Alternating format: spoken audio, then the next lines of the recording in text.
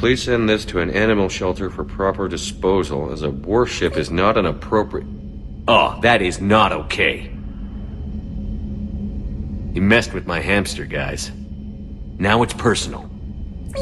Guys? Were you gonna say something, or... No, I get it. Hard to even find the words. The Mass Effect trilogy is a really excellent trilogy in any media format, not just in games. It's arguably the most important sci-fi work of all time, but there will be more on that in another video. It's certainly not without its own issues though, and the third game in particular seems to come littered with these. I still think it's a good game, and I still play it on my regular playthroughs of the trilogy and have fun. However, playing through it again recently, I've realised or pinpointed exactly what's wrong with the game and why. And hint, it's not just the ending. So let's get straight into the reasons. That number one is, I think there's too much forced nostalgia in the game. Yeah, so I mean, nostalgia is one hell of a drug, and a lot of the nostalgia is not entirely unwelcome. I mean, when you've played through that many hours of sort of a trilogy, and you get to some of the return characters or the return areas, it's not completely unwelcome. However, some of the inserts are just kind of for the sake of inserting them, and it sort of reduces some characters to simply being a nostalgic memory of a past game, as opposed to a useful squadmate that can be used during the biggest and most pivotal war of the entire game world. And we'll talk more on squadmates later, but definitely I think at this point a lot of them are sort of overused as just an insert for you to look at and say, hey, that's a character that was in the first game or the second game. Yeah, and it kind of just serves the purpose almost of reminding you of how good the first and second games were, compared to, say, the third game in a way. And look, in terms of, I guess, some more like some actual examples, rather than just, I guess, generally, there's a couple of missions that you do on, say, Eden Prime and Noveria from the first game. So Eden Prime, you have the From Ashes DLC where you can get Javik the Prothean as a squadmate, and whilst it's a cool addition and everything, but you don't really get a feeling of Eden Prime having, it could have been anywhere. Like, it doesn't need to have been on Eden Prime, really. Like, it's just kind of put in there to make you go, oh, Eden Prime, oh, cool, but it doesn't really do much apart from that. And then also on Noveria, there's a very small side mission that you get where there's like a Cerberus fighter base on Noveria, and all you do is you already landed on the fighter base, you take out a few Cerberus people, and then you go, and that's it. And it's like, this could have also been anywhere. Like, when I thought of Noveria, I thought, how cool would it be to go back to like Port Hanshan, seeing the fallout of what's happened there from the first game with either Ananias or Lorik Keen, for example, or Gianna Perisis again, the internal affairs. Would have been really awesome, but they didn't. None of that happened, and so it was just a bit like, well, they just name dropped Noveria just to make you go, oh, Noveria. You know what I mean? Yeah, I mean, it was, if they had a genuine reason to bring you back there, it wouldn't really bother us, I don't think. Like, I don't think either of us are arguing against, returning to previous locations or seeing previous characters, but they need to have, like, a purpose in the story that isn't just, hey, that's the name of the place you went to before. Yeah, absolutely, and that's what it seemed to be, because it was a Cerberus fighter base. It looked the same as any other Cerberus fighter base that you get to, and more on that on Cerberus later on too, but you seem to go to a lot of these. They all look pretty much the same. They were all pretty much the same concept. You run around like a multiplayer map from an online game, just killing like troopers until basically you've hit the kill limit, and Cortez comes back with a shuttle, and it's like, well, okay, this time there was some snow and mountains in the background, but apart from that, could have been anywhere. Yeah, absolutely, and I think that's the main point here, is that it could have been anywhere, or it could have been anyone else, if that makes sense. So it didn't have to be Noveria for this mission. It could have been anywhere else, and it would have served the same purpose, but they picked Noveria for the very specific reason of bringing back nostalgia or nostalgic feelings. So I think that's definitely the main point here. It's definitely forced, and it's definitely not entirely welcome in a lot of cases. Yeah, well, there was also so like Mass Effect 2 did nostalgia really well. So it did have some nostalgia, obviously, from the first game. And one of the big things that Mass Effect 2 had was the music in the captain's cabin on the Normandy. Basically, it was like shuffling through a playlist of the ambient music from the first game, which was really awesome to kind of still include that, but have that kind of, as a part where you probably didn't spend that much time in the captain's cabin. But sometimes I just kind of went in there and chilled out whilst maybe I was looking up what sort of choice I should make to get a certain result. And in the background, Shep was just standing there next to his bed with, the old Wards music or whatever playing in the background. And I thought that was a good version of nostalgia. But in Captain's Cabin on Mass Effect 3, it's all kind of new music. It's like some EDM kind of shit. Like, it was not fun at all. Yeah, it's like the disco music where you can get Shepard to dance where he just kind of like, I don't remember exactly where it is. I think it's in one of the clubs on in the Citadel or something. I think you can do it in multiple places actually, but where he just sort of dances there like side to side, and that's it. Like yeah, so Shepard's known for not being a good dancer, but that's fine. But just why put that music on at Captain's Cabin? I don't get it. Like, yeah, if they'd have just done the exact same thing as what they've done in ME2, I would have been happy. Let's put it that way. It's not. I'm not even sure like what the music was. Like, I guess I'd have to have a look at what the where it was from. But I presume it's the same music as like some of the clubs in the game and like the. Purgatory, which is the club on a Citadel in Mass Effect 3, has its own music, and the music's there actually alright. It fits, but it has one song that plays, and it's not any music from the clubs on Mass Effect 2 that I know of. So. Unless it's a reference to a whole nother BioWare game that I don't know about, which it could be. Like, I never played the Old Republic that came out in 2011. That MMO I think they did. So maybe it's from somewhere in there. I don't know, but it seems, I don't know. Anyway, it just fell flat for me. Another example, and my last example for this section is Kaylee Sanders' inclusion, which is quite a nice touch for book readers just to actually see her in game as well, because she'd obviously been in pretty much all the books, the accompanying books. So that was really cool. And as soon as you knew you had to go to Grissom Academy, like, that was going to be cool. They sort of trample on it a little bit by having Jack in there. So it ends up being more about her for game players rather than actually about Kaylee, who's a really awesome character from the books. But it was almost not enough. Like, there's two other characters from the books that would have been great seeing there. So Hendel Mitra, who was like the security chief, and Gillian Grayson, who was this like powerful autistic biotic. Would have been really cool if they maybe showed up too. But then you also had, I guess, David Archer as well. Again, if you'd sent him there. So there was two other potential nostalgic references in that mission, but it just felt a little bit flat to me. Like, it didn't quite work. Yeah, I mean, again, I think it was less so for the game's sake and more so for getting a bit of nostalgia in there for book readers, like specifically just because they could rather than because they had a genuine reason for putting them in there, like an actual story that they wanted to tell there. Yeah. And well, Hendel and Gillian's like inclusion would have made sense because they both have really bad relationships with Cerberus. Like, Hendel hates Cerberus, and Gillian was obviously basically experimented on by her father when he was still working for Cerberus. And so they kind of went onto a Quarian fleet to hide from Cerberus, basically. So it would have made sense that if they heard that Grissom Academy was under attack, that maybe, they went back to kind of save it, or try to help. And it would make sense in the story as well, but obviously they didn't want to do that for some reason. Yeah. And I think with that's pretty much a full summary of why we think there's a little bit too much forced nostalgia in Mass Effect 3. So let's move on to part 2 of this one, the second point, which is Cerberus were made way too overpowered. And we do get it. They needed to pad out missions and have sort of fodder enemies, which is very common in action games or shooters or RPGs. They needed other enemies that weren't just the Reaper, like enhanced troops. But Cerberus really was supposed to be just a Splinter Cell terrorist group that grew out of an Alliance Black Ops project. And their reach and power should not be as vast as it seemed to be in Mass Effect 3.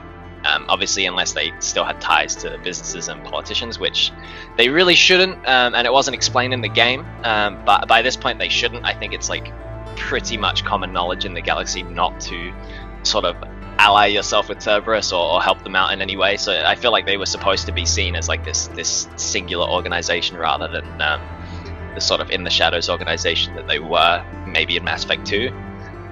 So I have no idea how they had the resources to attempt a coup on the Citadel at all. Yet they did. Yeah, it wasn't just the coup. Yeah, 100. Well, that's the thing. It wasn't just the coup. Like the coup itself could have been done like if it was a kind of stealthy style coup. But the way it was done was like an assault where they basically took over the CSEC like office basically. You know, it was like, well, how does that work? First of all, how did you even get there, like onto the Citadel at all? Let alone like with this amount of troops. It just didn't. It doesn't make sense to me. It doesn't make sense at all. The other thing was like Kai Leng, who again featured in one of the books and then comes up in comics and comes up in the game. It was a cool little feature. I think this was his final appearance, but he'd actually already been in the books and a couple of the books and the comics before. So another nod to outside works, basically. And he is kind of a cool character. I do like him as a character, but he turned out to be like essentially the Cerberus end boss, and I just think that fell a little bit flat. Like, I don't know, like Cerberus in the first game was, as I said, we only had one real reference to them, and that was Admiral Kahoku. I think I said that right. Was investigating them, and then he ends up dead after leaving a bit of a trail behind for Shepard. As you go to these facilities, and basically you take them out, and you see that they've been experimenting on like Rachni and shit, and it kind of makes sense. Like they're a bit more of an experimental science-based, you know, like group, rather than a military-based group. And it seems like in Mass Effect 3, they turn them into as equal military strength almost as the Reapers, it seems. Well, yeah, they became their own entire like army, and they almost took over the like the spotlight as a major villain, even whilst the Reapers were there, like mid invasion of the galaxy. And I don't know how Cerberus could possibly have like the military might to even come close to that feeling in the game, and it shouldn't feel like that. Like I don't mind having to deal with Cerberus as a villain, as like a secondary villain, but no way should they be that strong. I really just don't see it, and there's no real explanation for it. Yeah. Well, look, you know, things like the Omega DLC, like taking over Omega, it could have happened, like in terms of the backstory behind it. I think there was a comic called Invasion, which kind of explains that, and it sort of works. Having experiments like the adjutants kind of made sense. That's kind of cool. And given how close Omega is to the Omega relay, to get through to Collector Base, where they obviously would have tried to, you know, salvage some of that Reaper tech, it kind of makes sense that maybe in that area they had a bit of an influence. But, you know, there was a point where, like, for example, depending on how you do it, the Cerberus are close to taking over the Council and Citadel as well as Omega, so like the two biggest like parts of the universe basically, or the galaxy basically. Like, what next? Like, they take over Earth? Like, come on, it's just, I don't know, it just feels like too much and over the top, and it almost was because they made this conscious decision to turn the game into more of a shooter than the RPG that it used to be, basically. Yeah, and we'll definitely get onto that point in a second as well. But yeah, I agree. I think, you know, especially with the Citadel, for example, like it just does not make any sense. Like it took Sovereign years of planning and a literal like connection with the Citadel. Like he could dock to the Citadel and use it, and like access all the systems. And he had the what are those? What is that species called on the Citadel that does all the Keepers? The Keepers, there you go. Yeah, he had the Keepers that were able to help him interface with the Citadel, and he had Saren like on the inside as well, all to get, you know, an attack on the Citadel. Obviously the goal's different, but it's still like he took years to do that on the Citadel, because again, like, this is like the seat of civilization in the galaxy at this point, pretty much. So you would expect a lot more resistance. It would be like doing this in Washington DC or the White House or something, you know. And it's kind of like, this would be the most protected part of the whole galaxy. Like, again, if there was some kind of lower level like stealthy coup that wound up to still trying to assassinate the counselors or whatever, you could understand it. But the way it was done was like this full-on like assault, where they took over CSEC's office and killed all these CSEC officers and stuff, and it was like, come on. And to have these mechs, like, you know, there was an Atlas mech or whatever it was on the wards at one point, and it's like, come on now, Yeah, Come like on. how did they get these onto the Citadel? Like the Citadel is a space station that doesn't let people in That's right. unless they have like a CSEC background, and I'm sure most Cerberus operatives don't. So how? And it was How did already they get this established many in the people? second game as well that security was tightened following the Geth invasion, right? The Sovereign's invasion.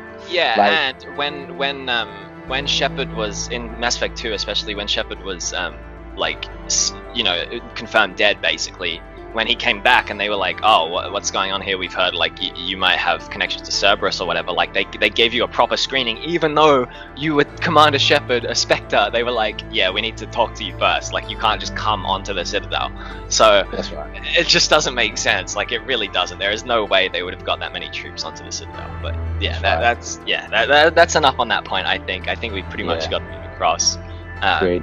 So we'll do move we want to move on point to the 3 third? then? Yeah, 100%. So point 3 then, I think the action's too fast paced. So the first Mass Effect game was a much more slower, or much more slow, kind of PC style RPG build up with more emphasis on like atmosphere, storytelling, and character building. I think like Mass Effect 2, I guess, sped up a little bit of the nature of the story, and also making it a bit more kind of gun focused. And obviously they made the change to like ammo and how the guns work and stuff like that. So there was a bit of that, but it really went to another level in Mass Effect 3. It was almost throughout the whole game. There's almost no time to really just slow down and enjoy, apart from really the Citadel DLC where there's a bit.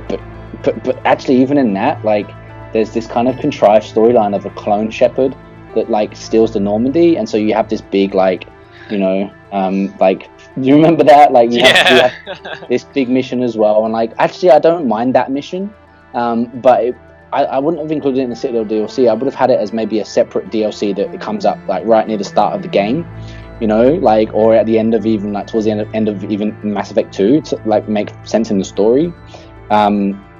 But then like obviously the party is a bit more of a realist, like, a nice slowdown. But apart from that, like, it's just non-stop go with no time to just stop and enjoy the moment. And I get that the Reaper War was happening, but maybe that's the problem. Like, maybe it doesn't make sense that the Reaper War would be happening right from the start of the game, and then you're running around the whole galaxy.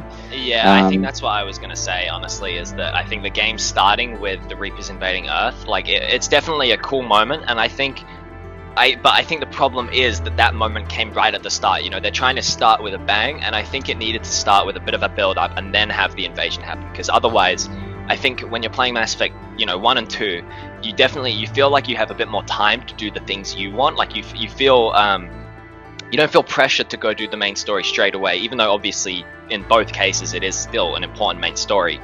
It doesn't feel like people are literally dying because you're not doing it, right? Whereas in Mass Effect 3, from the very beginning, from the second you start the game, you feel like you're not allowed to have your time to go do the side missions too, because Earth is literally being invaded by Reapers. So is Palaven.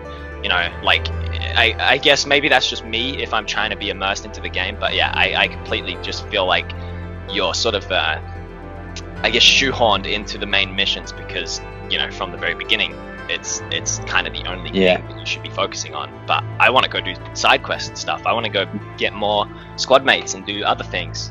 But even on that, like, first of all, even on the main missions, like, there's so much shooting, and I guess you can understand that given that they're the main missions and it's a war. So it makes sense that way, but it was probably not the best decision right from the start of the game. But also, even on the side missions, how many of the side missions then had like Cerberus had showed up, and so there was still just a ton of shooting, and it was just incredibly like, taking back Omega, for example. It would have been awesome if there was just a little bit less fighting and shooting on that. Like maybe you were able to, I don't know, sneak in and get some like slower times, and they tried to put a bit of that, I guess, but it didn't. I don't know, it just didn't really work. Like it would have been great to have had more time on Omega, in that DLC, and just, see that maybe, Cerberus had taken it over, but it was still pretty much just Omega as before, right? Like, I don't know. Yeah, well, I feel like it wouldn't have been too difficult for them to have it kind of similar to what they did on Earth, even, where sort of in the background you can see the Alliance soldiers fighting the Reapers, but you doing your thing is the more covert like part of things. Like you're trying to you're trying to do your own thing. You're not like the general of the army leading everybody, like leading an entire army. This isn't a strategy game. Like this is an RPG. This isn't a shooter game either, really, or it shouldn't be. But that's what they wanted it to be. And I think on Omega as a good example, like you have you and Arya and whoever you brought with you, like one person. No, I can't bring. Oh, can you not bring anyone with you? So just you and Arya then doing your. There's some moments that we have Irene, the female Turian. Oh yeah, that's right. As a squad mate as well. Yeah. It was cool. Yeah, so just have you guys. I played it 2 days ago. It's really good. Yeah, you replayed it recently. It's been a little while for me, but just to have it so that you and your squad are doing the more covert things, where you have your objective of getting to like the afterlife, so that you can sort of push the Cerberus generals out, whatever that fella's name is. Oleg Petrovsky. Yeah. Instead of being sort of like the grunt on the ground, slaughtering your way through thousands of Cerberus operatives, like that's not your job. Like we don't need to see that. Just have it be what the background people are doing, because you know it's happening. You don't need to show it to us by throwing wave after wave of enemy at us in every single hallway and every single room. That sounded like wave after wave of my own men. Sorry. Except Brannigan takes over Omega. It's like a preset kill limit. I mean, at least if it was him, it would make sense. What, of sending wave after wave? Yeah. Into Shepard. Yeah. Well, again, like, it makes sense, you're at war and all of that, but it would be nice to have had more slower moments to be able to enjoy your surroundings and get a bit of ambience in there, which you got in the first 2 games. So even the second game, which was fast-paced, how many times, like, I'd gone to Ilium or Omega and it was just like, I'm just stopping and staring at the skyline, like, that looks awesome, Like, it was really cool. Or, in the first one, in the Citadel wards, with that music, or looking out the window, or in Port Hanshan or something, it was just, you got the ambient feeling that you were there and this was real. Whereas in Mass Effect 3, it just wasn't. I don't know, like, it was just too fast. It's almost like today. Actually, this is quite a good, like, analogy for, like, how Star Wars movies have gone over the years. Like, they started off pretty slow and methodical in the original trilogy. They got a bit more fast-paced, but still telling a story and having character development in the prequels. And then the sequels were just too fast. Just stuff happening all the time, so the characters didn't have any time to develop. There was no... It's like baking a pie. You've got to let it cool on the windowsill, right? Yeah, I mean, I think another good example is just sort of to finish this off as well is when you're in the collector's base in Mass Effect 2, which again, Mass Effect 2 is a much faster paced game than Mass Effect 1, I think, but it sort of came to a happy sort of medium where it's not too fast paced and it's not too slow paced. It's so anyways, yeah, when you're on the when you're in the collector's base, there's you do have wave after wave of collectors, which again makes more sense here because that's kind of where they're being bred and shit. But in between waves, you'll have your big wave, and then you'll have Harbinger, take control of one of them, and you'll beat that wave, and then you have a bit of time to sort of look around, pick up ammo again, slowly advance, and then it doesn't just suddenly throw another one at you. You'll get some dialogue from Harbinger or something, and then you'll be like, okay, yeah, the next wave is probably coming soon. Yeah. Or what they also did to break it up was give you some of the decisions, so you get to choose. Okay, yep, I need to pick somebody to lead the second squad from this point on, or I need to decide who. Garrus. Yeah, Garrus for sure. Or I need to decide who, who's going to hold this door, or who am I going to send into the pipe to try to help us get through. So it breaks it up a lot more than just wave and then another wave and then another wave, just constantly. I think that's what Mass Effect 3 lost, is the ability to pace even just the individual missions properly, let alone the whole story as a whole, because we sort of know that it couldn't. But even just down to individual minute missions, there's no pacing really. It just kind of throws enemies at you until you get to the big boss, and then you beat the big boss, and that's the mission. Like, that's it. Well, yeah, pretty much. Or there's that's right. Like, just as a quick case in point, like the stuff on Tuchanka, where you go and find the missing Turian squad that turns out to be the Primarch's son. You go and find them in the crash site. You're taking on Reapers. Reaper like forces after Reaper forces, and then when you finally get to where the squad is, of course, like there's a whole bunch of Reaper forces plus a harvester in the way, like, so it's like it's just the way it goes. And I understand this is the thing in games, but like that's the thing of shooting games, not really of up. Like I don't know, I just felt like it was just a bit too much. I don't know. Yeah, it definitely was a departure from what I think Mass Effect was really good at in 1 and 2. Yes. So, yeah. Alright. Number 4, the ending. You absolutely can't talk about what went wrong with that Mass Effect 3 without talking about the ending at least a little bit. Let's be completely frank, like the ending is fucking shit. It's absolute bollocks. Their attempts to kind of not really have a true canon ending and then give this illusion of choice kind of makes everything get reduced to this arbitrary choice in the end. It was really crap, and I'm not going to labor on this one too much either. There's already like heaps and heaps of critiques out there, and I really want to concentrate more on these other points, but we have to mention the ending here.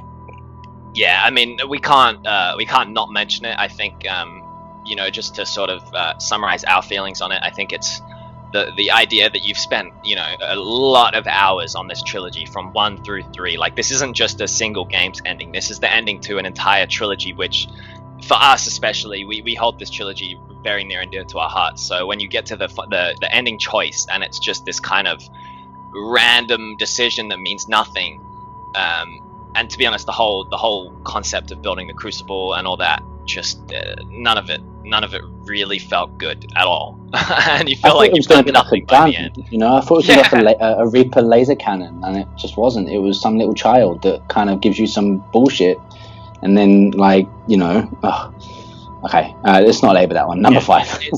Let's go straight on to number 5. We don't like the end. Nobody really likes the ending. If you do, okay. Anyways, number 5. So a lot of characters seem to do things completely out of character just to sort of further the story, and it's sort of like script conveniences and things like that. So I guess the first thing is, can anyone really explain how in 6 months between the end of Mass Effect 2 and Mass Effect 3, Jack went from a complete like renegade cult style like bad bitch that she calls herself to just a high school biotics teacher at Grissom Academy? Like, what happened there? When did she become a chill enough to teach people biotics? What do you mean?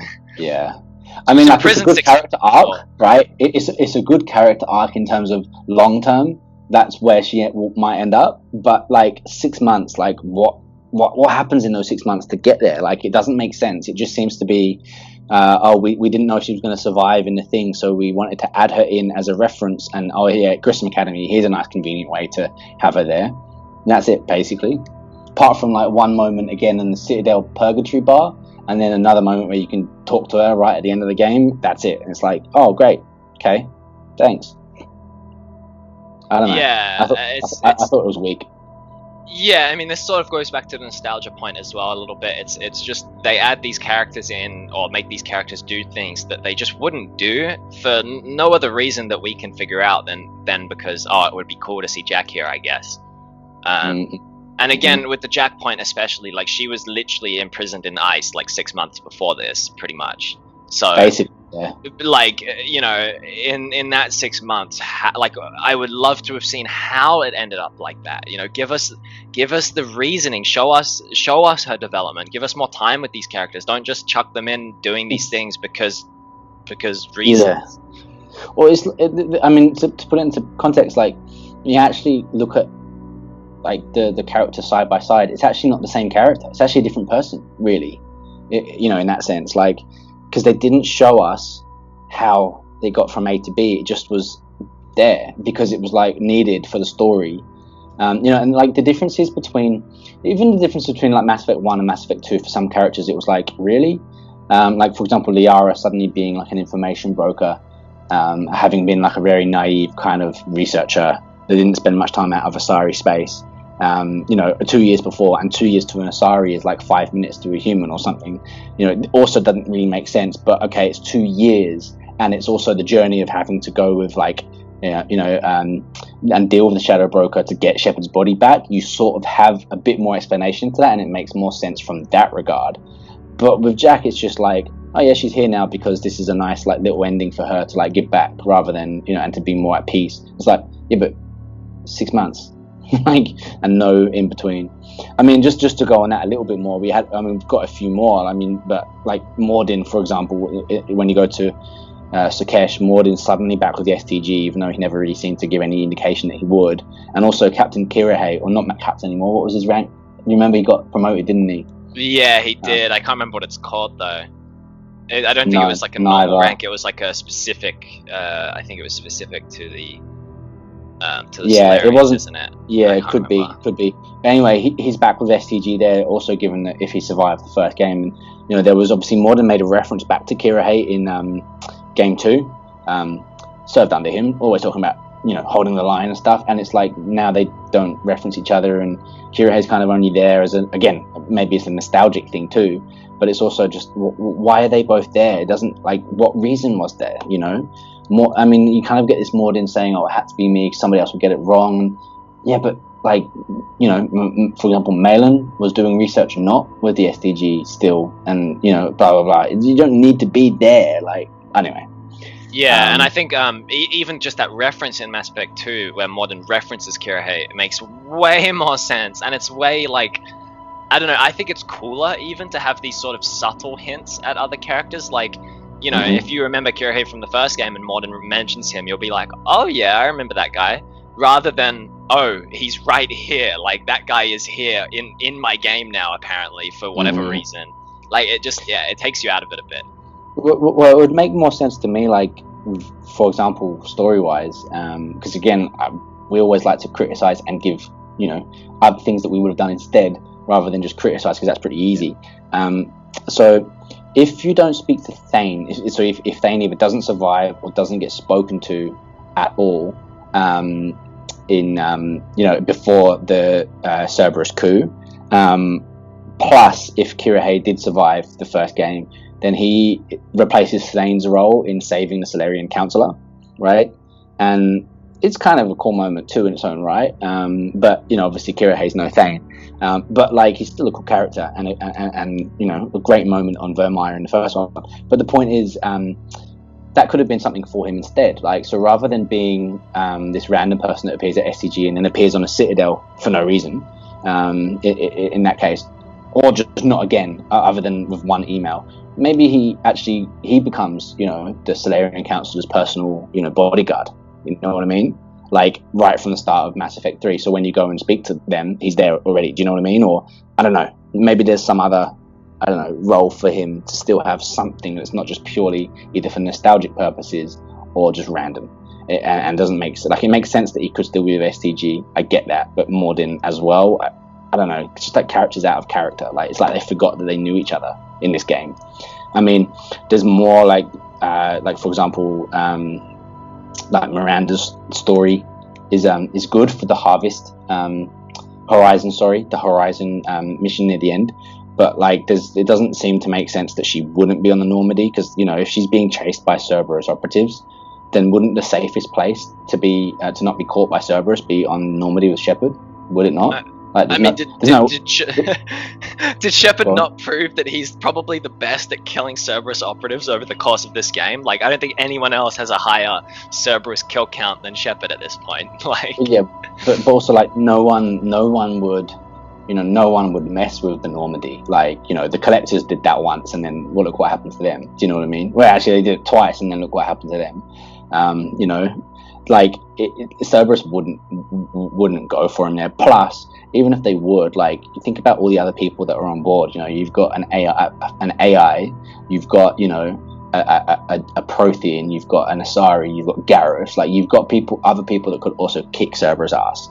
So it doesn't make sense. Plus, if she was really trying to, like, find Oriana again, then she would know that the guy that's going from from system to system, planet to planet, trying to get the galaxy back together, would be a good place. Plus, she would know that Liara is now the Shadow Broker too, so she would know that she could then, you know, maybe use Liara's information to help. So it doesn't make any sense. Plus, this is another point for later on, but it robs us of a potential squad mate too.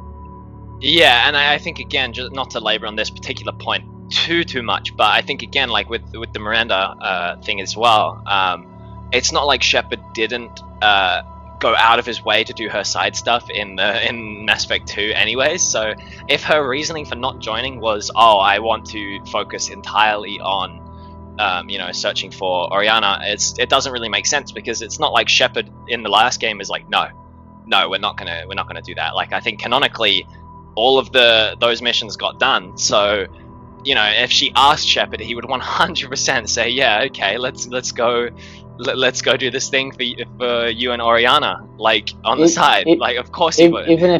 Even if it was like temporarily on the ship, or like not as an actual squad mate, but on the ship for a while, like some of the other characters, and then she disappears for a bit later on as well. Like, it just, things like that is just out of character, especially if, for example, if you romanced Miranda in Mass Effect 2, then it would make sense that she would want to stick around with Shepard, right? Like, once she knew that he was out of custody. And also that custody thing was like, they kind of had a reason with the whole Batarian thing because of the Arrival DLC, with the whole destroying the Batarian mass relay, the Alpha relay. So wanting to keep him out of danger. But again, like, he wouldn't have been in danger even if he wasn't incarcerated, as long as he's on Earth. The Batarians aren't going to invade Earth in general. So again, that whole thing was done. So, but anyway, so there's a lot of stuff. We could go into a few more of the characters, but there's a lot of stuff that just didn't seem to make sense, and there was a lot of plot conveniences just to have it there. One more point in terms of people being out of character: the Quarians, as in general, seem to be super out of character just for furthering the plot for Rannoch. Like, for example, there's now 5 admirals, if you include Tali, and 3 of them all said no. So Ran, was it Chorus, and Tali all said no, and it was only Zen and Geralt that said, I think I got that right, and Geralt that said, do it. Geralt happened to be the admiral of the, the admiral of the armed fleet, like the soldiers, basically. So he obviously that generally does win, and I get that, but like, when you'd have that many, you'd have a vote, and they wouldn't have invaded in that case. And I think that what they were really just trying to do was make the decision more difficult than it should have been, by really trying to make the Geth seem really good and the Quarians seem really bad. Right, that seemed to be what they were trying to do, because they'd spent basically 2.5 games making the Quarians seem pretty good and make you sympathetic towards them. The way they've been treated on the Citadel, for example. That incident with the Volus that thought that the other Quarian had stolen his credit chip. Yeah. That whole set, like, scene, and so they'd kind of spent 2.5 games building the Quarians up, only to then, like, give you one Quarian that was a bit more annoying in Admiral Geralt on the Tali loyalty mission in Mass Effect 2, to then make you start to question it. And then obviously you have Legion at that point, so you start to obviously see, okay, the Geth aren't all bad, and you start to get a bit more of that. And then Mass Effect 3 really tries to make you think, oh, the Geth are good and the Quarians are bad. Again, do you remember the mission where Legion has you, like, download basically into a Geth, like, server or whatever, and try and, like, clear the data paths or whatever, and you get some, like, basically, like, flashbacks to when the Geth kind of got attacked by the Quarians. Yeah. So the Quarians turning on the Geth all along, and they, blah blah blah. Anyway, so it just makes you almost like, if you imagine if you're a first-time player and you go into Mass Effect 3, you're going to completely just side straight away with the Geth, aren't you?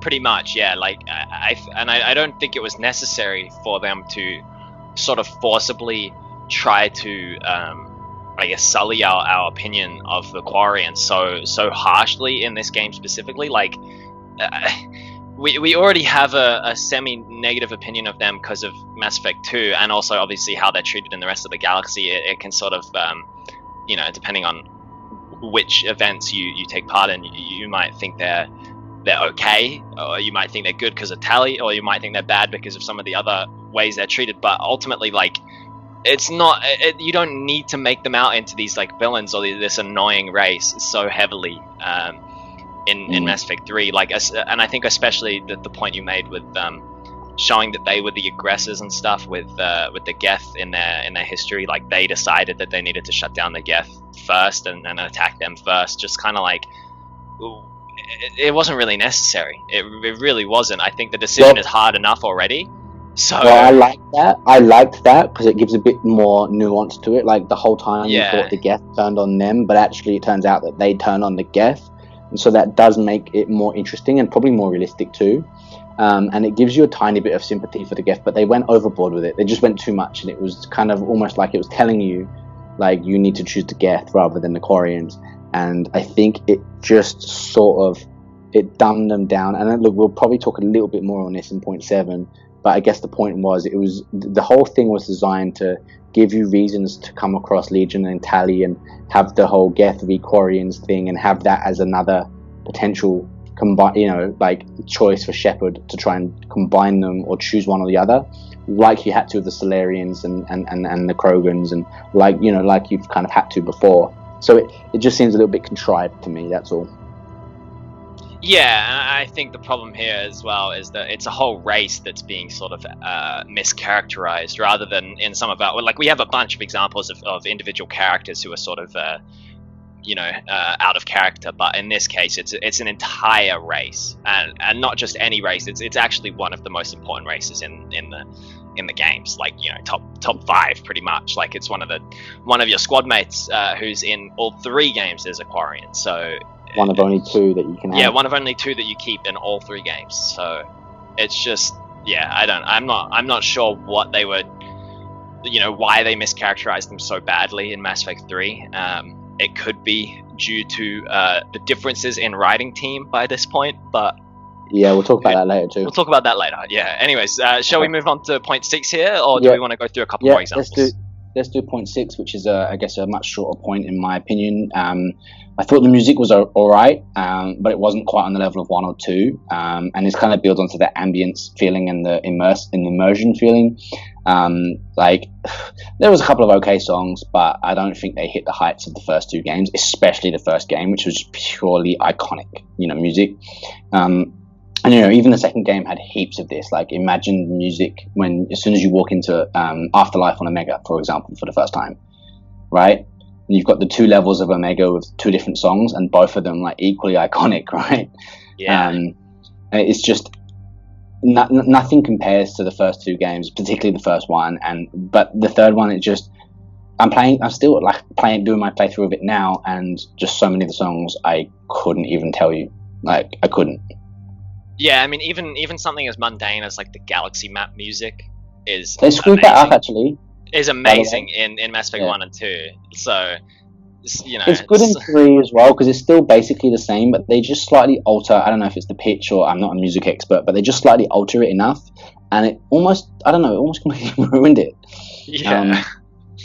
I mean, it was alright, but yeah. Anyway, as I said, it was a short point, and it was just a thing that is one of the reasons I think that it does suck, is that music is really important for ambience and general feeling, and I think they didn't do it justice this time.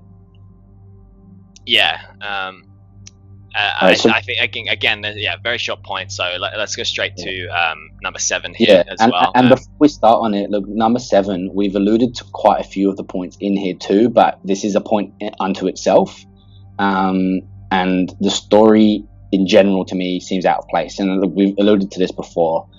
With the Reapers attacking right at the start of the game, it sort of throws it off a little bit. But do you want to go through a few more points on that too?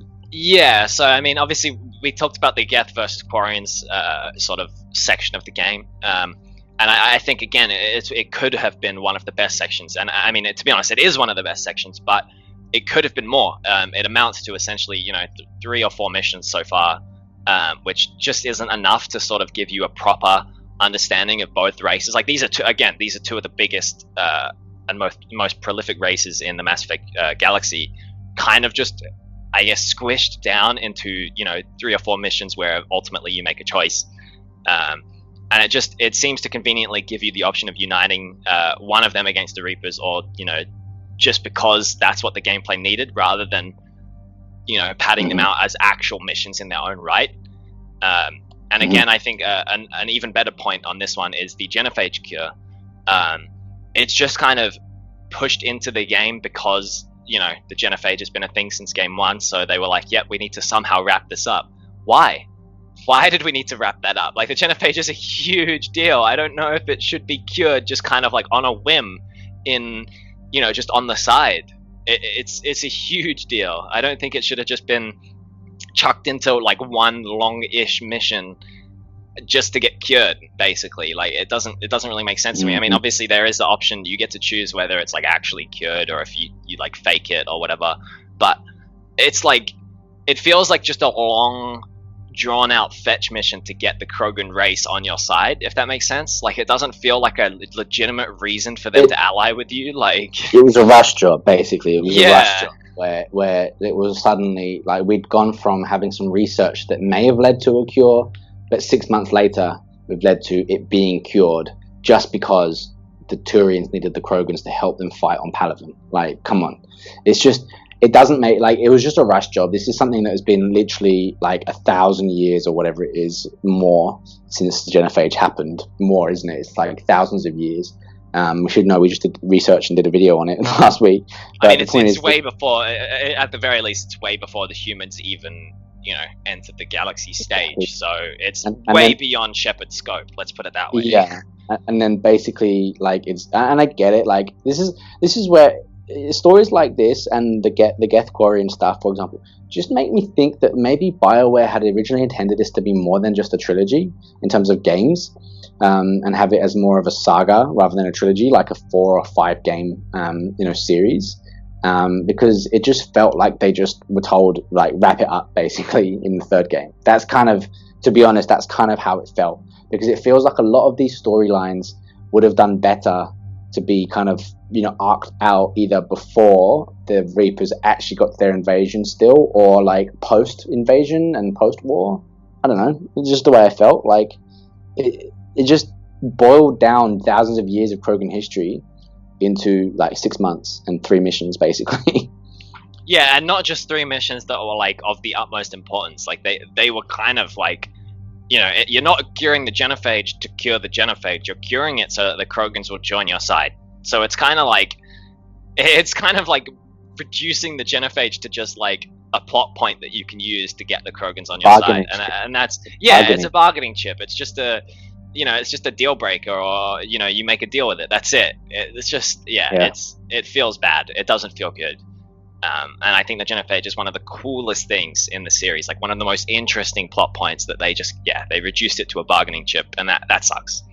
Well, this is also the whole thing of having the Reapers invade right at the beginning and you leaving Earth right at the start after the tutorial, and then you got Shepard basically running off around playing diplomat and peacekeeper to try and like gather forces. It's not a stupid thing for him to go around doing these things. It makes sense before the Reaper invasion, that maybe the Alliance at least have said, well, we do believe you, so you do what you need to gather enough strength so that we can fight that back. And maybe some of the other like species are still a little bit skeptical, and that's why they're like, well, I tell you what, if you can cure the Genophage, then we'll think about joining your cause against, I don't know, the Reapers or whatever you say, right? That kind of makes sense to have it like that, and it gives it enough time to still have a proper RPG, and then game 4, the Reapers invade, and it's more about going from planet to planet with a kick-ass squad behind you to help you wipe them out planet by planet, right? Yeah. I don't know. But anyway, again, I won't jump on that too much, but one of the reasons why I felt that it's dumb is because thinking about, and I'm not a war expert or a historian either, but like, for example, BioWare did this 2 years later with like Dragon Age Inquisition, where it was like wartime, and you had like a war table and the team, that were like, like helping you, advising you. And so it was a very similar concept in terms of getting forces and all the rest of it.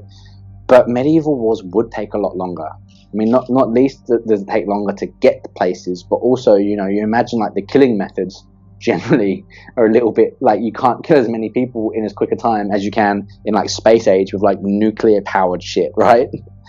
like I would imagine Space Age wars allowing for the Mass Effect stuff like lore to be quicker travel between systems would be a much quicker thing with the power of a Reaper, for example, with nuclear powered lasers and shit, than it would be for a medieval war with swords and spears and bows and arrows and stuff, right? Yeah, I mean, we're discussing the Reapers here. They can literally, fly to any planet they want. Like they're ship sized, and they have the ability to blow up cities with one Reaper. So they have their own Mass Effect cores, man. They don't need the phase so much. Like they live in they dark could just space. fly.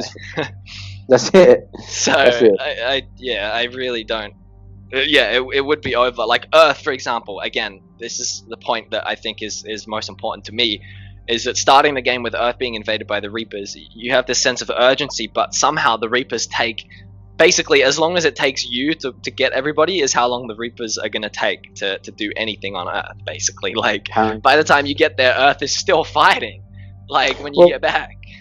Well, this is the thing as well, and like with the whole story is like, so you're off, like, researching, to find this stasis pod in the DLC to get a Prothean. It's like, okay, great, but like, how long does that take when what he could have been doing in the meantime, for example, was trying to gather forces, but instead he's getting one stasis pod, right? Or I don't know, like, you're having these meetings, and for example, the Solarian Dalatras at this point knows the Reapers have invaded. Like, you would have seen vids and stuff around the galaxy, so surely the Dalatras at this point would be like, look, I'm not here to tell you that you need to, like, sabotage the cure for the genophage. However, like, just think about what we need to do if we get through this, because of what happened last time with the Krogans. Like, we'll have to think of some way to keep them in check still, because they could be a threat after the Reapers too. We've been here before, trust me. However, like, we do need them on our side, and I don't want Sakesh to fall either. Instead, the Dalatras is all like, screw you, like, think about the Krogans. It's like, well, that's tomorrow's problem. You need to deal with today's problem first, Solarian. I mean, I'm, not to underplay the Krogans. They're a very powerful race. See our video, but this is the Reapers we're talking about. They literally, they outdate the Krogans by a very long time, and each individual Reaper is a much stronger force than each individual Krogan. So, I don't know. Rex is pretty tough. I reckon he could take a Reaper. I mean, Shepard did. He likes his Solarian liver with chopped raw. Yeah, but I don't know. I think a lot of the people in this story aren't taking the Reapers seriously enough. Like, this is what I mean. It's the Reapers. Like, this is what I'm saying. Like, it doesn't make sense. None of this makes sense, and it's not like I get, okay, so Sovereign invades, and it's still a state of shock. So maybe you are still in a bit of denial over it, and all the rest of it. And then the Collectors, it's not really Reapers at this point, but Collectors, and it did happen. But like, you literally now at the start of 3, you've got videos of Earth and Palaven. There'd be videos of Palaven being invaded, because that happens right at the start too. Like, Palaven's in a pretty shitty state by the time you get there too, right? Palaven is not looking good. You can't even land on Palaven. I think you land on the moon, don't you? Like, one of Palaven's moons. So right. You can't even really go down to the surface, because it's just getting completely decimated. Like, that even in that pic, Garrus is like, look at that, like bright orange patch. That's the city where I was born. Like, and it's like, it's like, it looks like the Eye of Jupiter and Storm of Jupiter. Like, that's how big this. Yeah. All right, number 8. This is probably one of my biggest ones, and this is why I've saved it for later on. But the Squadmates in Mass Effect 3. I don't want to say they totally suck. I think you can split them into, because you get 6, right? Basically for the majority of the game, and I think you can split them into 3 and 3. So there's 3 that are good and are kind of had recurred, and then there are 3 that are kind of new and are probably weak. If we're being totally political, and suck, if we're being completely honest. And I think that's pretty clear. So I mean, I'll get stuck into a couple, and then just interrupt me whenever. But for me, like James Vega, for example, is this brand new insert for the game. He had a really good movie in Paragon Lost, by the way, and I recommend anyone go and watch that. Mass Effect Paragon Lost. It's like an anime movie of his backstory, and it's really, really good. However, as a squad mate, we're supposed to believe that Shepard, like, he sees Shepard as a mentor, but he has this like kind of anti-authority thing. He's a bit petulant and a bit annoying. I'm not gonna lie. And I just found like his whole character was like, why do we have him? Why don't we have someone that we already had, right? Like, I don't know. It was that syndrome of, final chapter of the trilogy and insert like new kind of best friend style character like thing that happens a lot in media, right? With later on things, and it fell flat for me. Javik, once you get past the fact that like it's cool that he's a Prothean, he's kind of a weak squad mate, to be honest. Like, he's got biotics and he's got a couple of good powers like lift grenades, but like, you've already got Liara and you've already got, like, you know, Caden potentially if he survived with biotics, or yourself if you've got biotics. You don't really need Javik. He's just, I don't know, like, I don't really use him much. And then Edie, like, Edie was really cool in Mass Effect 2, because of the fact that you knew she was an AI and she could do all that and she was still talking to you and everything. But I don't hate the idea of Edie going for a body. What I didn't like was having her as this squad mate when you could have had another squad mate, for example, like Legion, that would have had the same powers more or less. Instead, you've got Edie as this, like, you know, fembot style. Like, she's a fembot in a femputer's man-puter's world, or whatever the saying is. But it is a little bit, and then she has this really shitty little romance thing with Joker that just seems really forced and dumb, and also out of character, because, you know, the lightest touch would have basically, like, would cripple Joker's bones, and yet he's there in the bar, you know, dancing with Edie, and it's like, what? Like, yeah, and she's like a 1-ton sex bot, so, like, you know, let's not even try to think about what would happen if Joker and Edie tried to do anything. Like, his bones cannot take that kind of pressure, okay? It should not be happening in a game. Like, I don't want to be thinking about this in a Mass Effect game. Yeah, well, like, the soul is willing, but the flesh is is sore and spongy or something. I don't know. But, like, yeah, he would that was just a bit dumb, a bit contrived. And then, you know, you've got the kind of the older 3 or 4, really, actually. And now I think about it, you've got, like, Liara, who is, you know, still a pretty good squad mate, and a lot of people love her. I'm okay on her. I'm kind of on the fence with her. She's a bit vanilla for me, but, you know, whatever. You've got Garrus, who I love, Tally, who's really good, and then either Caden or Ashley, depending, who also, you know, are great to have coming back with a good character arc, and obviously going back right to the first, you know, mission of the game. You know, Caden or Ashley is essentially your first squad mate, like, you know, that's left, which is really cool. But there just wasn't enough. Like, in Mass Effect 2, we had 12 squad mates, you know? And in 1 and 3, basically, it was 6 in 1, I think it was, and 7 in 3 at the most, depending on DLCs and everything. And I just felt that, like, a lot of these characters from Mass Effect 2 would most likely join back up again for Mass Effect 3. But obviously, with the suicide mission the way it was, and with BioWare not wanting to canonize anything, they didn't want to, like, have these characters as squad mates, and then some people not be able to have them, if that makes sense. But I thought that was dumb. You know, we could go through the characters from the earlier games that we had as squad mates and say why they probably should have been squad mates, even if it was only for temporary parts of the game, you know? Even if it wasn't for the whole game. Yeah, I mean, even what we said with Miranda earlier, even if she just came onto the Normandy and, like, she was, you know, providing, you know, whatever job she could do on the Normandy rather than as a squad mate on the ground, no worries. Yeah. Like, that makes sense to me. That's fine. You know, even if you got to take her for some of the time when she was on Normandy, a couple of the missions, right? Yeah. But, like, it doesn't have to be for the whole game, right? It's fine. But, like, okay, so, like, Rex, for example, probably my top 3 favorite squad mates ever, and he only appeared in the first game, right?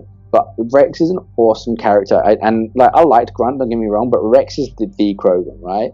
He is so cool. He's a real Krogan. Like, he's not tank bred. He's got the history. He's got the real memories and everything. He's got the characteristics. But, like, what was stopping him, honestly, being a squad mate for the time when he was on the ship? Nothing. And I think he would have wanted to be, and, you know, as his character, like, I don't think he'd want to sit on the ship like that. Just because he's, like, basically the Krogan leader at this point doesn't mean he wouldn't want to go kill people. Like, he's a beast. He would love the to come down. The throwaway line and reasoning was that he didn't trust leaving Eve with the Solarian, Mordin, or Paddock Wicks, whoever ends up being the one for you. But basically, that was the throwaway line. And I just think, right, well, you'd know as a Krogan that, like, you know, Eve could probably take Mordin anyway, like, you know, if she needed to, right?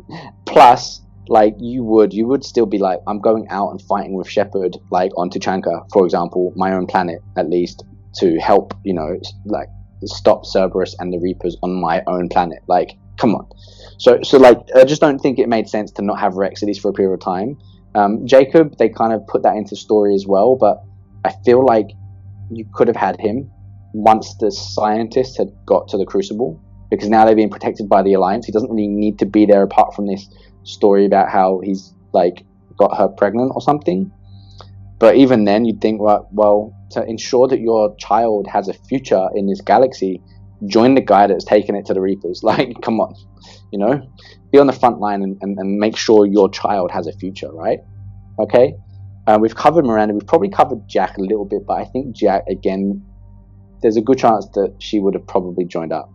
Like, she would have probably still been around at some point. But fine. Thane, maybe they've written that into stories too sick. But what about Kolyat?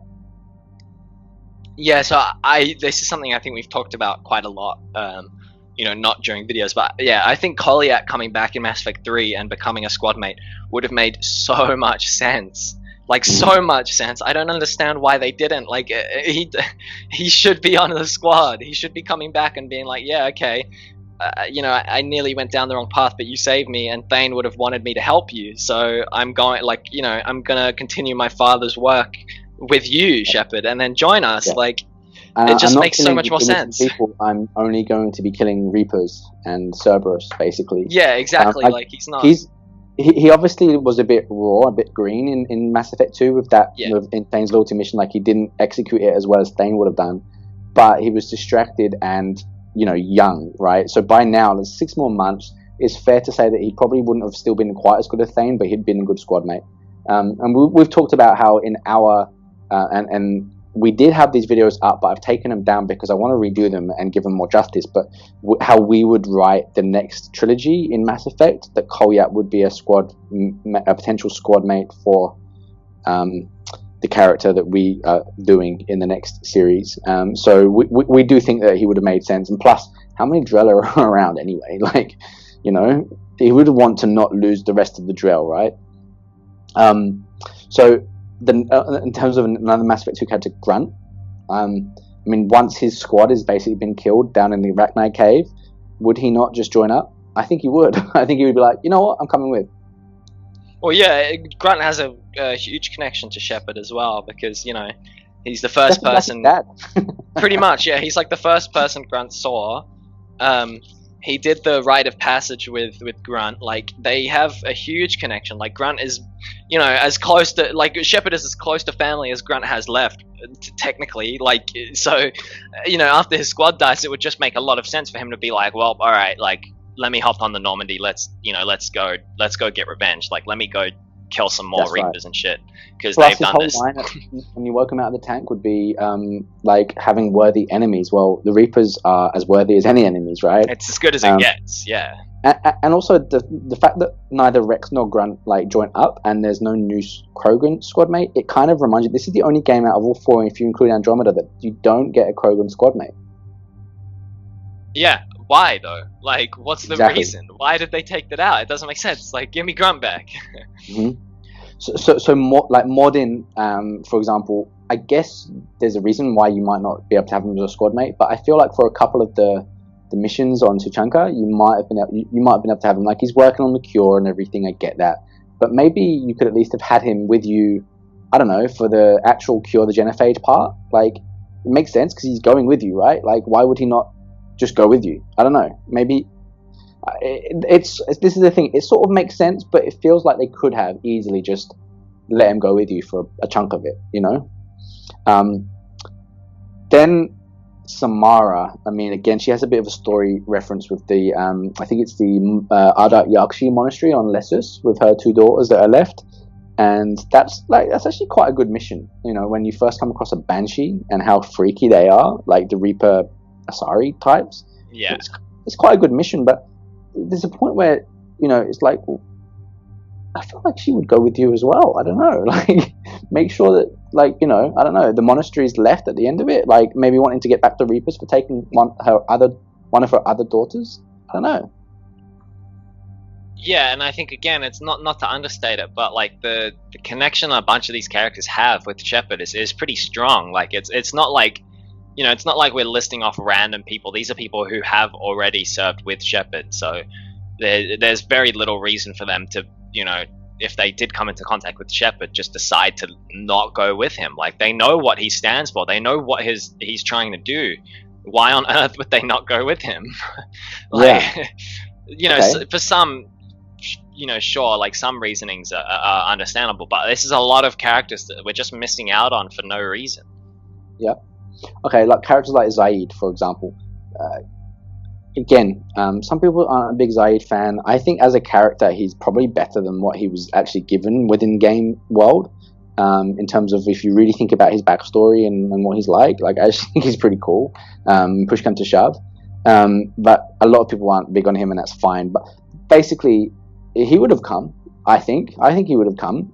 I don't think he would have taken that. I don't think he'd be a merc anymore. I think after the experience of the collectors, and especially with Paragon Shepard, I think he would have come around and realized there's something bigger to fight for than just money.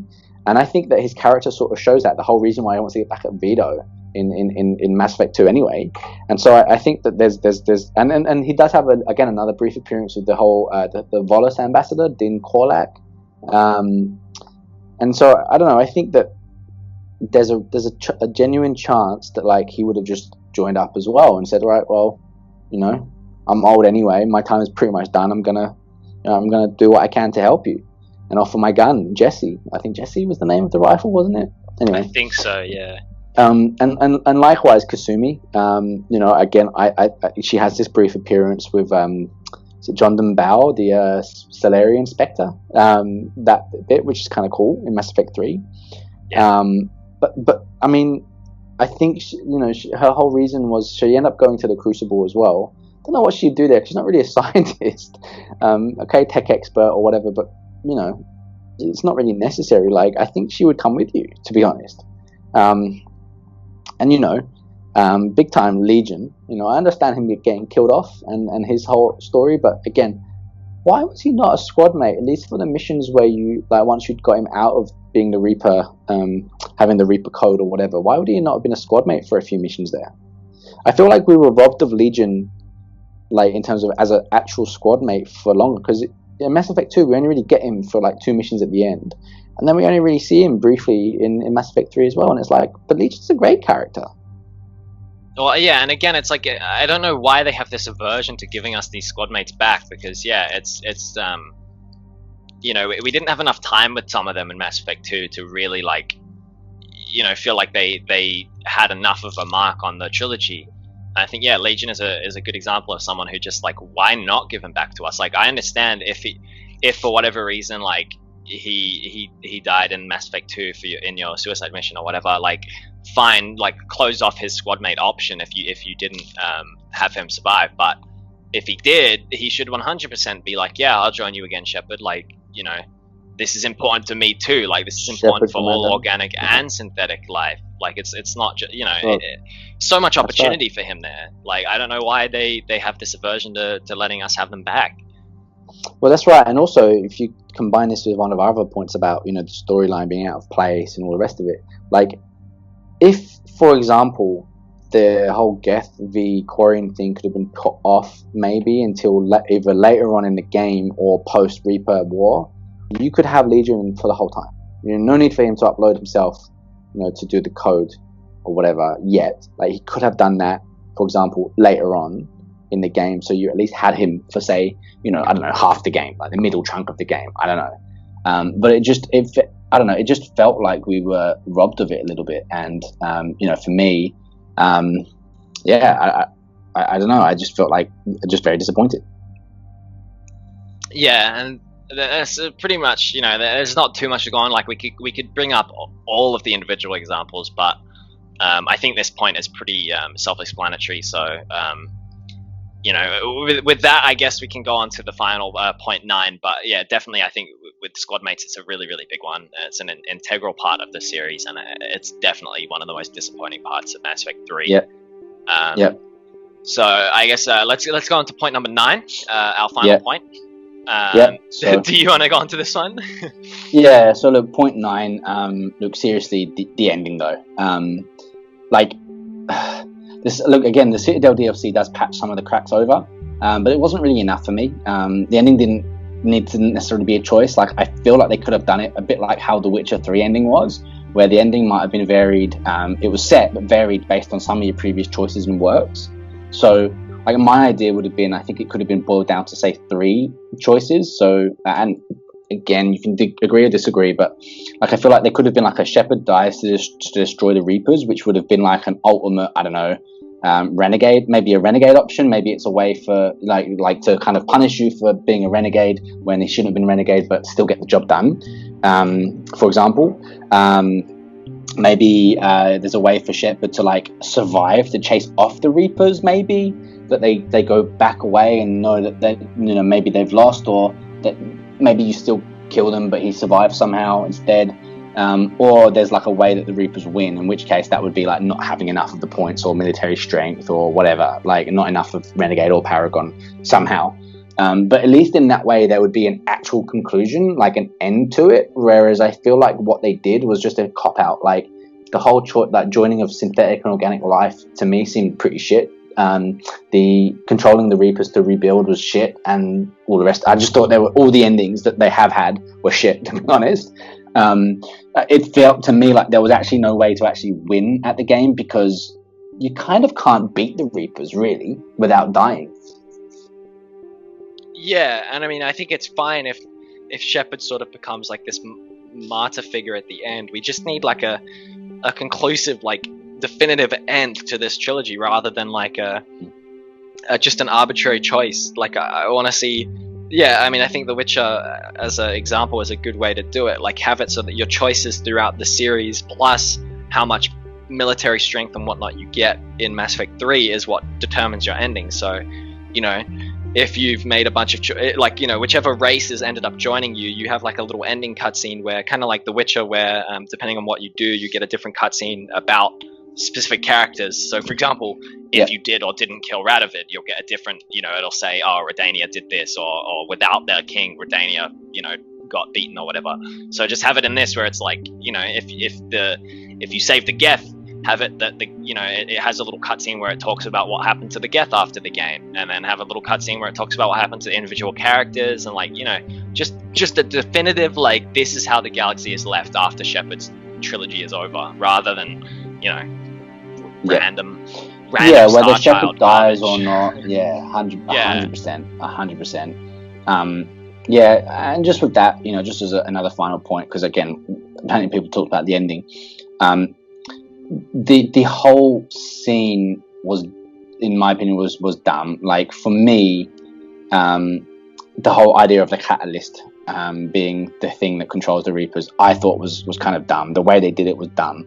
Like, it would have been amazing if it turned out to be some kind of actual organic life that was in control after all. I don't know. Or that Harbinger really just was the leader of them and the original Reaper, and so like that final face-off against Harbinger, like the Crucible was just killing Harbinger type thing, like a weapon to kill Harbinger or whatever. And if you could kill him, like the rest of the Reapers would basically follow suit. Like they would die if he died type thing, because they were connected somehow. I don't know, like maybe that would make sense, but you know, just the way they did it, it just, I don't know, it just was so frustrating. Yeah, actually reminded me of Fable 2 ending. Yeah, that is a good, I mean, even the Fable 3 ending as well, it's just like, it just feels like arbitrary choices for no reason, and I don't know why this was a trend in a lot of games, particularly trilogies, but, you know, in a lot of games, giving us the criticism for giving you just boiling down to a good or bad ending rather than, you know, more. But I think the whole point about good or bad ending, though, is that at least there is an ending, you know, of some form. I would definitely prefer that to just, you know, arbitrary choices. But yeah, I definitely think, you know, this is a point that I think everybody can agree on, and I think a lot of different sources, you know, there's a lot of videos covering the ending in full, so, you know, there's no point in us laboring on it too long, but I think this is easily the biggest point, and that's why I got 2 slots on this list. The ending is the biggest issue with the game by far, and it's just ultimately more disappointing because it's a trilogy and because it's a conclusion to, you know, a much longer play time. If it was just a singular game, if Mass Effect 3 was standalone, I don't think it would affect me as much. But because it's the ending of a you know, a long trilogy, that it was an epic. Yeah, it's the ending of an epic. It's just much more disappointing. It's a bit like basically the way I see it is it's a bit like in the Odyssey, Homer's Odyssey, is if it's like the ending of that, depending on your choices, and it's like Homer doesn't get home, or he might get home, or he gets home and the whole thing is different, or we don't know, and it's like, really, after all that, it was all a dream.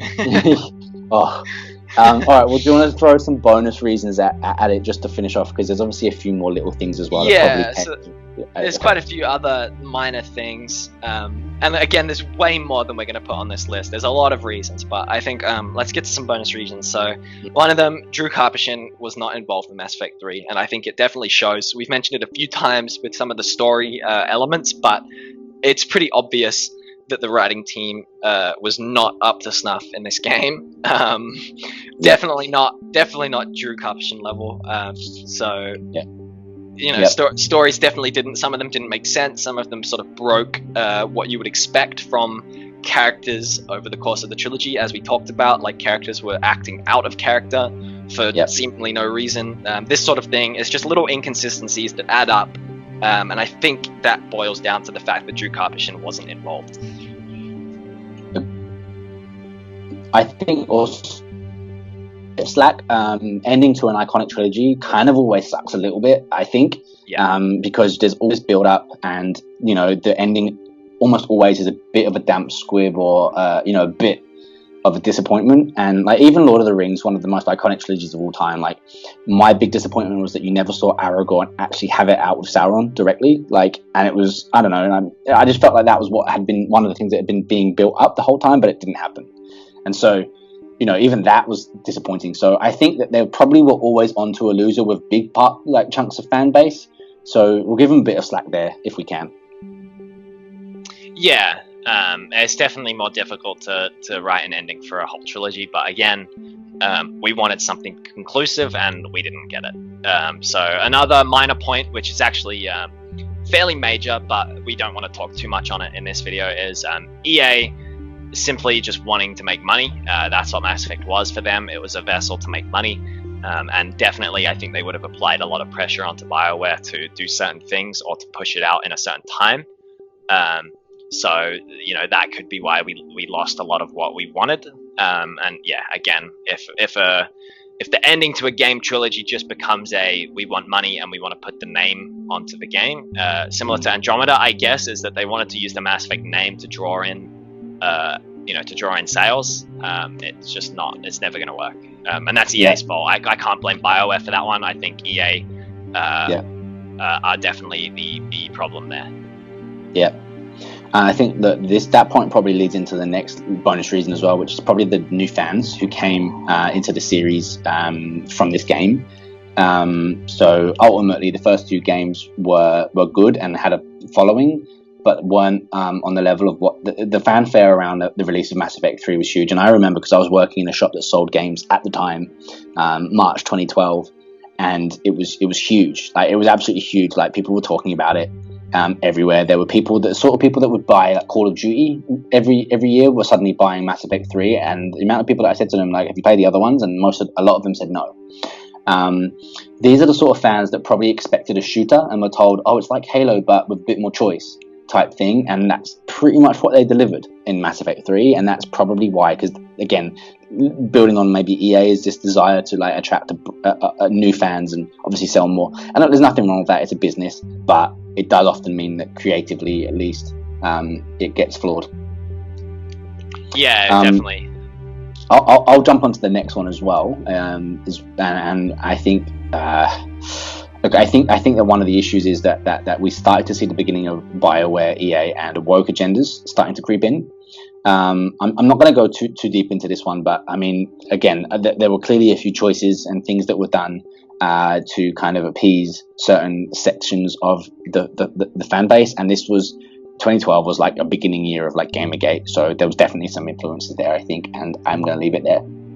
Yeah, I mean, I think this is a topic that could have its own video if we really wanted to, and maybe we will at some point. But I think Mass Effect 3 was the first like major example of this happening, and I think you can see how Mass Effect Andromeda, for example, really takes that concept and ramps it up. So and Inquisition as well, Dragon and Age Inquisition. Inquisition, and yeah, so I think Mass Effect 3 is where this issue started quite heavily, and you know, we don't need to go into too many examples, but you know, that's a problem with the game, but we put it as a bonus reason rather than a major reason, because you know, we don't want to labor on that point. It could go into its own video at some point if we wanted to.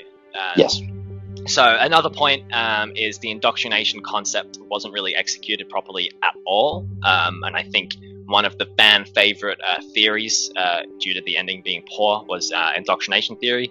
But in reality, in game, indoctrination really wasn't covered that well in Mass Effect 3. I think, you know, I guess they sort of near the end they sort of chucked in like the indoctrinated elusive man, and you're sort of like, oh yeah, that's what happened to Saren. I guess that's still a thing, but in reality, they didn't really give us much to go off. Like, you know, I love indoctrination theory, but I think we can both agree that it's not what BioWare intended at all.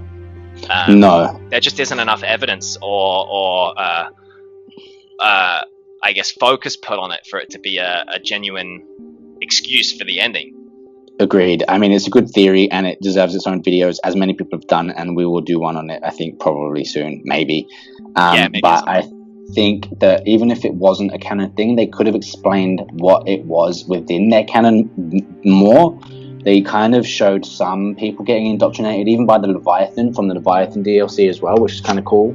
But they didn't really show it properly, and a lot of things didn't add up and stuff. And anyway, it could have been fleshed out more, or just not mentioned or just dropped completely, and it would have made more sense, I think, and been a bit better. And I think that was one of the issues throughout the third game. Also, I think one of the biggest issues, and again, we've done a video on this and we'll do more, is the fact that when they went to Mass Effect Andromeda, I think a lot of returning fans wanted to get some answers as to what, you know, maybe what was supposed to have happened in Mass Effect trilogy, but they didn't address any of it at all.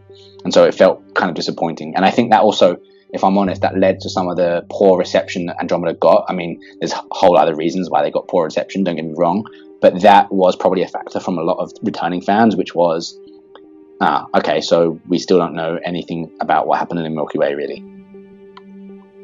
Yeah, I mean, it feels like a bit of a cop-out, I guess. They didn't want to answer their own questions, so they just sort of wrote it off, and I guess retconned it a little bit, and it's just, I don't know, it's just a bit cheap. I think Mass Effect 3, and I mean, Mass Effect as an entire franchise deserved a lot better. Obviously, this isn't a problem specifically with Mass Effect 3. I think Andromeda had the opportunity to rectify some of the problems with Mass Effect 3 and chose not to, which I guess sort of, just serves to prove our point here that the problems were large enough, in fact, that BioWare just decided to completely like sidestep and dodge them completely, rather than answer them and at least give us something conclusive. Agreed. Yeah. So and yeah, finally, I guess with that, yeah, the finally, final point. did we mention the ending yet? Yeah, if we haven't, please, like, if we have to mention the ending again, it sucked. It was garbage, and we as fans deserve something better. And we still have yet to get it. So that's our biggest point in this video again. The ending was awful. That's right, and those are the 9 and a bit reasons why Mass Effect 3 sucked. Yep, so with that, if you have any other reasons why it sucked, let us know in the comments, because I'd love to read them. I'm sure there are many, many other reasons why Mass Effect 3 was the worst game. So, yeah, let us know. But with that, thank you for watching if you made it this far. And yeah, we'll see you next time.